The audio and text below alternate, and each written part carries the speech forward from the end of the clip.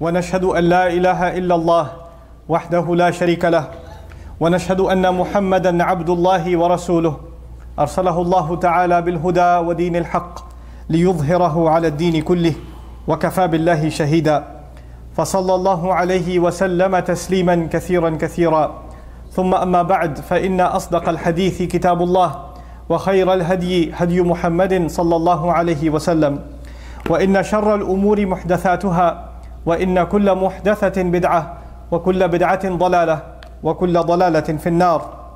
يقول سبحانه وتعالى في كتابه الكريم بعد نقول أعوذ بالله من الشيطان الرجيم ووصينا الإنسان بوالديه إحسانا حملته أمه كرها ووضعته كرها وحمله وفصاله 30 شهرا حتى إذا بلغ أشده وبلغ 40 سنة قال ربي أوزعني أن أشكر نعمتك التي أنعمت علي وعلى والدي وأن أعمل صالحا ترضاه وأصلح لي في ذريتي إني تبت إليك وإني من المسلمين. رب اشرح لي صدري ويسر لي أمري واحلل عقدة من لساني يفقه قولي واللهم ثبتنا عند الموت بلا إله إلا الله واللهم اجعلنا من الذين آمنوا وعملوا الصالحات وتواصوا بالحق وتواصوا بالصبر آمين يا رب العالمين.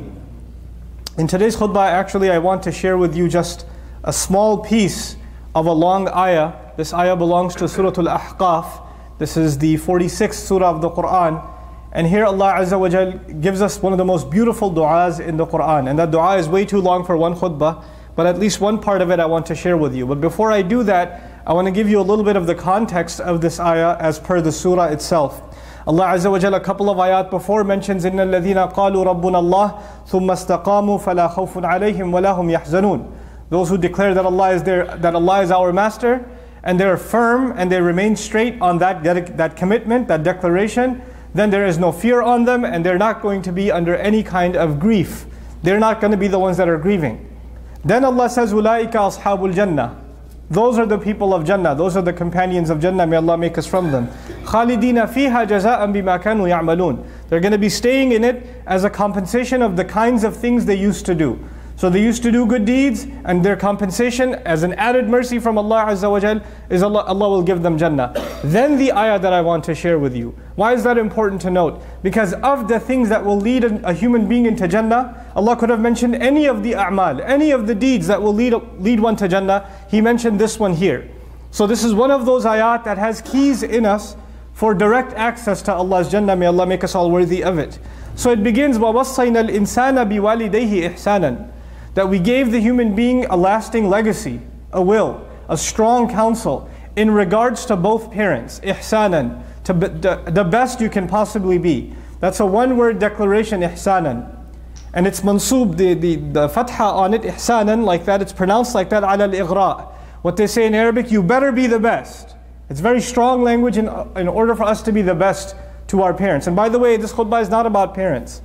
I want to introduce you to the rest of the ayah in a rough translation and then share one part of it that I think it will be the primary subject of our khutbah today. حَمَلَتْهُ أُمُّهُ كُرْهًا.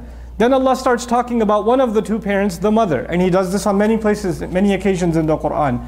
His mother carried him with a lot of discomfort. وَوَضَعَتْهُ كُرْهًا. And then she gave him birth. She let the load go, meaning she delivered the baby with a lot of discomfort. وَحَمْلُهُ وَفِصَالُهُ 30 شَهْرًا. She still then carried him around and fed him for 30 months.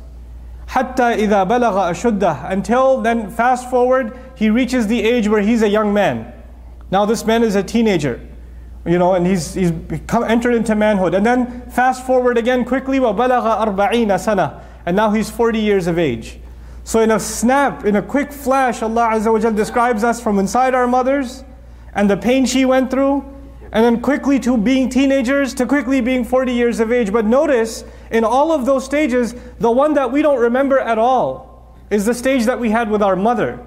And the one that we have a lot of memory of is especially from our teenage years onwards. And yet Allah describes the part that we remember in very brief language, and the part that we don't remember is given many pieces. First of all, حملته أمه كرها, then وضعته كرها, then حمله وفصاله 30 شهرا, none of which we remember. She carried him, she delivered him, she had all these pains for 30 months feeding him and walking around with him. All of this we don't remember. And yet Allah gave that so much more detail as though that was one of the most primary and important parts of our life. Subhanallah. And even though it's our life, Allah makes the subject of that part of our life our mothers. Subhanallah. But then ourselves, حَتَّى إِذَا بَلَغَ أَشُدَّهُ, until the time comes that he's reached mature age, the age of strength, and now he's 40 years of age. قَالَ رَبِّي أَوْزِعْنِي أَنْ أَشْكُرَ نِعْمَتَكَ. First I'm going to roughly translate the whole ayah, then I'll go to that part that I keep mentioning.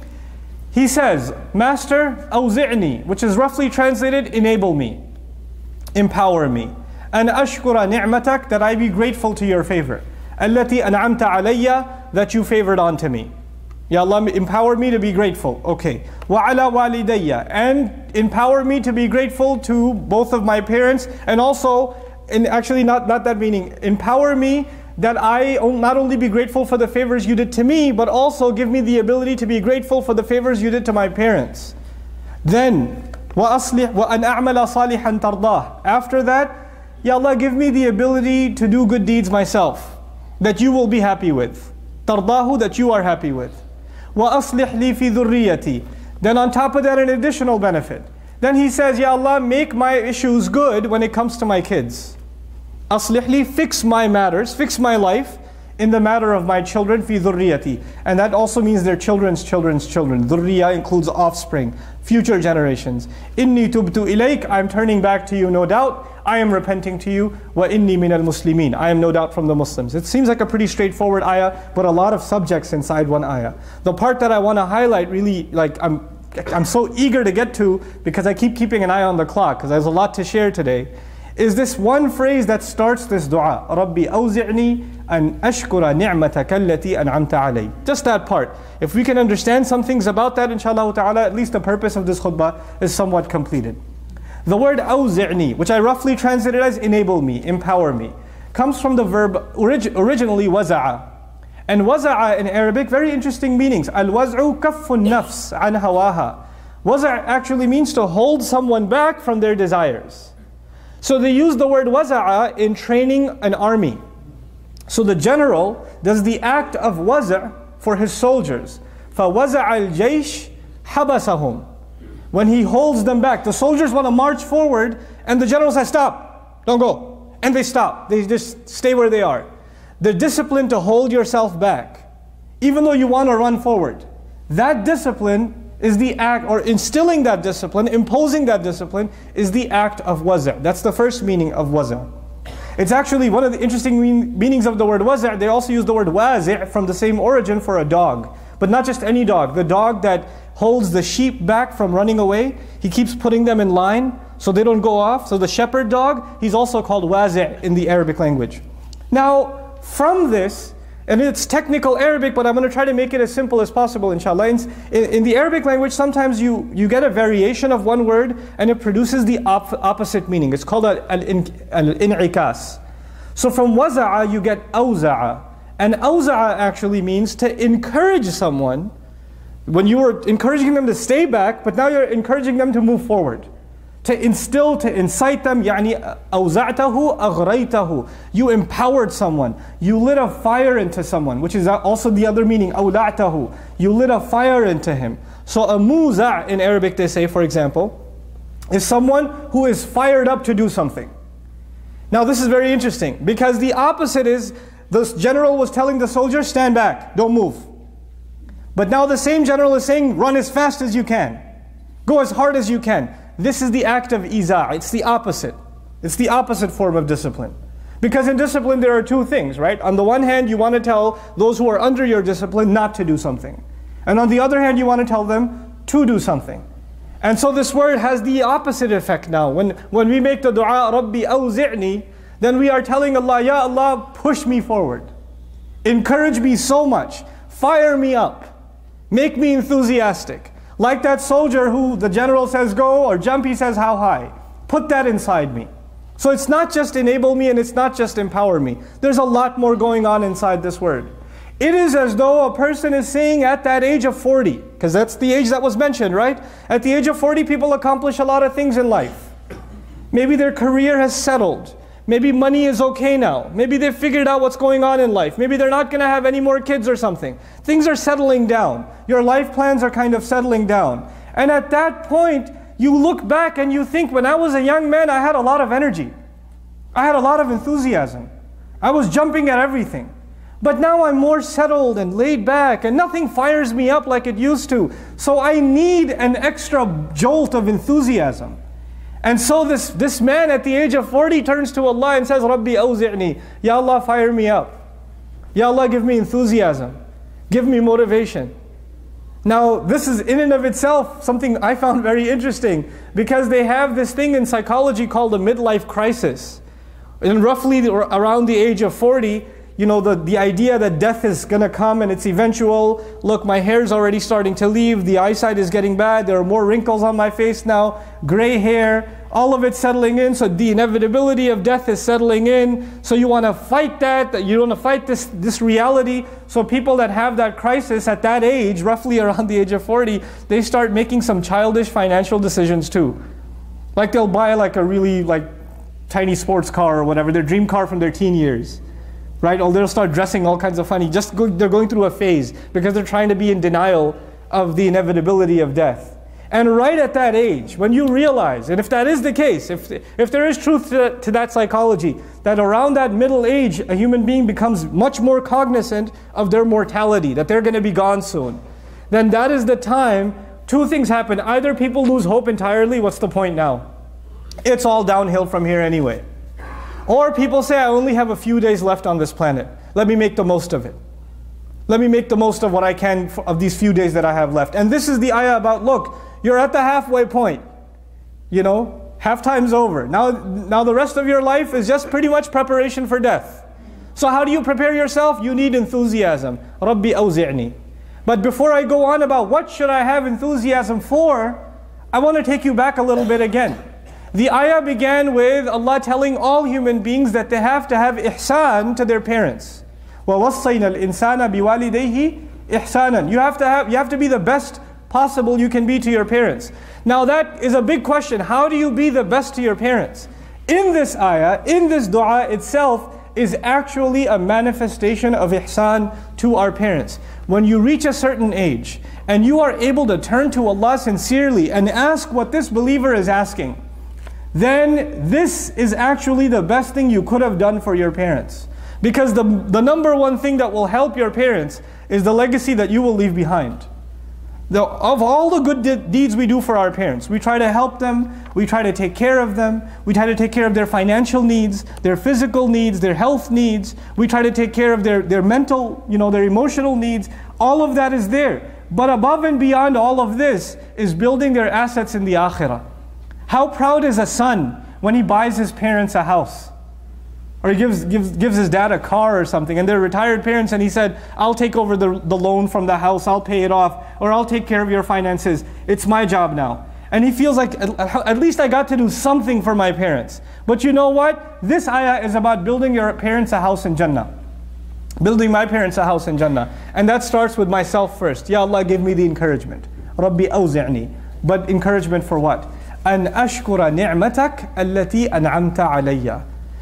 Give me the encouragement, the enthusiasm to be grateful for the favor that you've done to me already. The favor that you've already done to me. The man's looking at this point, at the age of 40, instead of looking ahead, he actually looks back. And a lot of people that when they look back at this age, they look back to be sad. Man, when I was young, I used to be able to, things were good. I used to be able to play sports. I used to do this or that, hang out with my friends. Those days are gone. Now what's left for me? A retirement home? And there's this depression. Every time you think back, you just get depressed about how those days are never going to come back. And yet this believer looks at those same days and counts the things he should be grateful for. Because where he is and where you are and where I am in life right now is a sum of all the favors Allah did to us in our past. So a person becomes more and more aware of what Allah did for them in their past. You reflect on your past, sure, but in order to find things to be grateful for, subhanallah. أوزعني أن أشكر نعمتك التي أنعمت علي. How do you do this practically? You look back in your life, I look back in my life, and there are choices that we made. And we didn't know if they were the best choice or not. There were choices like marriage or accepting a job or moving to a place. There were choices we made about studies. There were choices we made about friends. And some of those choices led to other openings, other ni'mah from Allah, other openings from Allah. And some of those choices, there were two equally delicious, equally tempting choices in front of us. We took one of them and we didn't take the other one. And you look back and say, subhanAllah, if I took the other one, I would have been doomed. I would have been destroyed. And you have to think about this as per this ayah. You have to think back. I have to think back at all the great things that happened in life. And then you taste, Rabbi awzi'ni an ashkura ni'mataka allati an'amta alayya. And then, not just thinking about your own life and the choices that you were given, but actually for my life itself, my life is nothing if Allah does not give opportunity to my parents.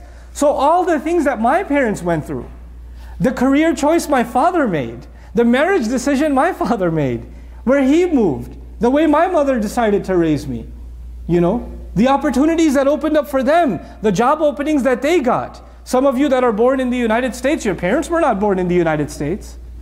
Your parents were born in Bangladesh, in Pakistan, in Syria, in Palestine, and Somalia. They were born everywhere else, not here.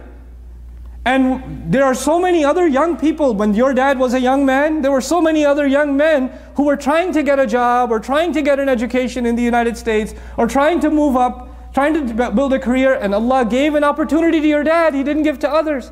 And he has some friends to this day that were in school with him, but they're not in the same position as he is. Allah opened some doors for him. And if those doors never opened, you wouldn't be speaking English today sitting here in Colleyville, Texas. That wouldn't have been the case for you. We just get the news of people that are suffering in the Muslim world. Those are also children of parents. Parents, many of whom are our parents' age. Right? And we could have been those kids. We could have been the people in those news reports that are just statistics now. There are favors Allah did for you and me. There are blessings Allah gave to you and me through our parents. Now what that does, now the ayah is forcing me not only to think about my past, it's forcing me to sit down with my dad and my mom and ask them about their life and all the things they went through in their life. And every time they tell me about one of their adventures, I just say, Ya Allah, make me more and more grateful. This is all part of your favor. All of the things my parents have gone through is the favor Allah did for me. Because I wouldn't be around without them. Rabbi awzi'ni an ashkura ni'matak allati an'amta alayya wa ala walidayya. It's interesting, right? That at this age, at this middle age in life, you also start questioning, what have I accomplished in life? If I'm going to be leaving this planet soon, what have I done? And at this point, you might think you will turn to Allah and ask for all the things you haven't accomplished yet. You'll ask for a better future. You'll ask for a house that you've always wanted. You'll ask for the money you've always wanted. You'll finally get the business you always wanted to start and you never got to. You never had the savings or the time or the opening in your job or whatever else. And now you finally can. Some of you are raising children and all of your time is spent raising your kids. But then they get a little bit older and you get more free time. Finally, I get to ask Allah, I can do the things I've always wanted to do. And look at this, the wisdom of these ayat. At that age, if whatever you want to accomplish will happen on its own if you can just do one thing. If you can enable yourself, and I can enable myself, to truly be grateful to Allah. To truly be grateful to Allah for what He's already done. لَإِن شَكَرْتُمْ لَأَزِيدَنَّكُمْ. I will increase you, I'll take care of what happens in the future. You won't even have to ask. So this man actually doesn't ask for rizq.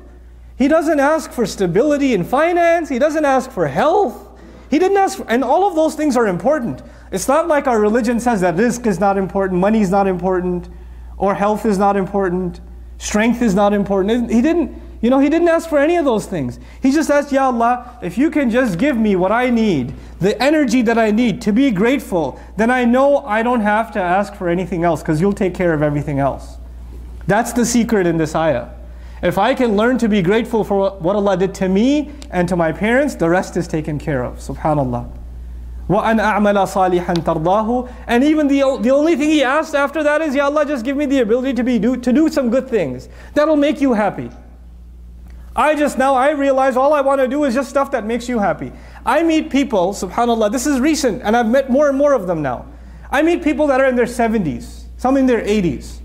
And they come and they say, listen, I love what you're doing and I want to support your cause. I want to do something good. I know I only have a few days left before I go meet Allah. So I want to make the most of every day. I have a lot of money, I want to give it in sadaqah. What should I do with this money?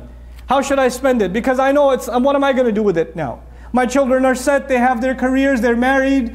You know, I have a house, I don't need to eat more than a little bit of food, and I can't even eat all the delicious food I wanted to eat. My doctor stops me. You know, I have to be on all kinds of medication. So this money that I'm sitting on, I just want to give it to Allah and I just want to meet with Allah. I met with a scholar who's about 93 years old in England. And I'm sitting with him and he's talking to me about some ayat of the Quran. And I told him, could you make some extra time for me? Can I just ask you some questions sometimes? Maybe give you a call once in a while and bother you. I have no time for you. Every single day is a ni'mah. Every single day he told me, I wake up. Every day I wake up is one more day Allah gave me to do something for Him. I have no seconds to spare. I've scheduled my entire day. Listen to this. A 93-year-old man is so busy in his day, he says he has no time to answer my questions. Because he's just too busy preparing for Allah. And yet this ayah is saying that you and I should have that attitude at the age of 40. We're supposed to just, let's go. I want to do things that make you happy, Ya Rabb. أَنْ أَعْمَلَ صَالِحًا تَرْضَاهُ. And then he says, and that's inshallah maybe another khutbah, just give you a hint for now, وَأَصْلِحْ لِي فِي ذُرِّيَّتِي. Fix my matter, fix this, fix something for me. Now fix what for me? The maf'ul bihi isn't mentioned. You know, أصلح بالي, أصلح حالي, أصلح أمري. There's no word there. أصلح لي في ذُرِّيَّتِي. Another jar majroor, which means in the matter of my children, fix for me. Now fix what for me? It actually suggests fix everything for me. Ya Allah, fix my relationship with my kids. Fix my guidance to my kids. Fix their lives. Now they're reaching the adulthood themselves. They're going to be on their own. I can only do so much. In this ayah, there's a very powerful acknowledgement that your parents realized. And now it's time for you to realize you cannot control your children forever. At the end of the day, only Allah can fix their life. You can only do so much. And then the time comes, حَتَّى إِذَا بَلَغَ أَشُدَّهُ, and between بُلُوغُ الْأَشُدْ and then finally بُلُوغ 40 sana, there's no time, it goes in a flash. And here you are, in the same position your parents were, asking, Ya Allah, raise my children right.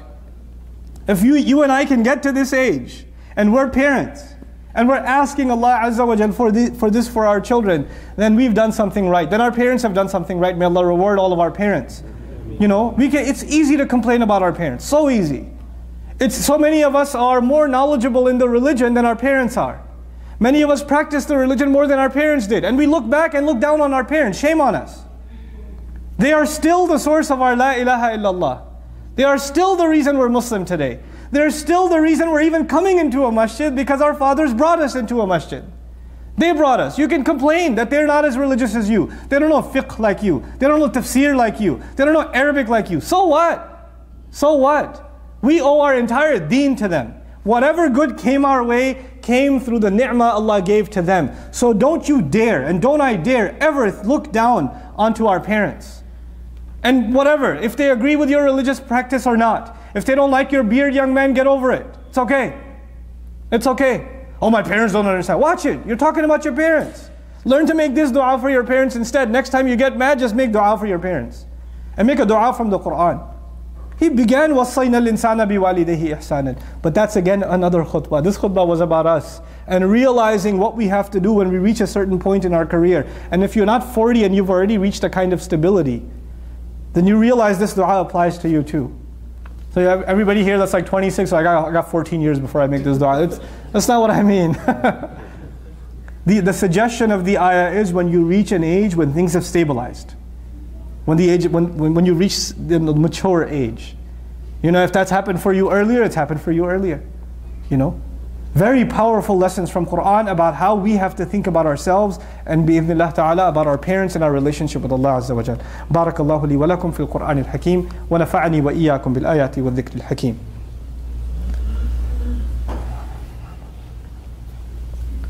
Alhamdulillahi wa kafa wa salatu wa salamu ala ibadihi alladhina istafa khususan ala afdalihim wa khatamin nabiyyin Muhammadin al-Amin wa ala alihi wa sahbihi ajma'in.